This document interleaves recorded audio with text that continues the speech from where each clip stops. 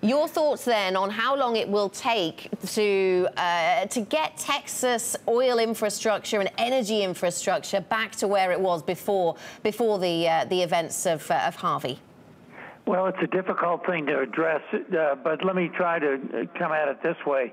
If we think about this relative to Katrina and Rita in 2005, there was much more damage to the upstream capability of producing. It involved more of the Gulf of Mexico offshore production and so on. This time around, the problems that we're having, the disruptions, are largely transportation and networking, and as the floods retreat, the ability to overcome that and the powerful incentive to overcome that will be in place.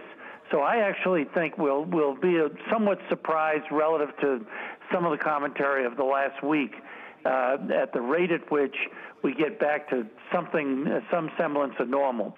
Yes, I mean, leaving aside the possibility that we could see further hurricane activity, then, Tom, what do you make of the earliest reports that we've had from the various parts of the Texan infrastructure so far, the likes of Exxon and Shell and others, telling us their early assessments? Does this seem like the kind of damage that can be recovered from quite quickly?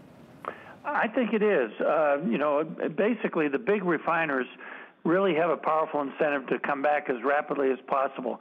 They do have to drain away the water, and we have to get back to a fairly functioning transportation system so that trucks can get in, pipelines can get restarted, and so on. But there doesn't appear to be any permanent damage to the pipeline infrastructure from what I can tell, and therefore once you can get the trucks running and the highways open, the ability to get back to a semblance of normal can happen fairly quickly.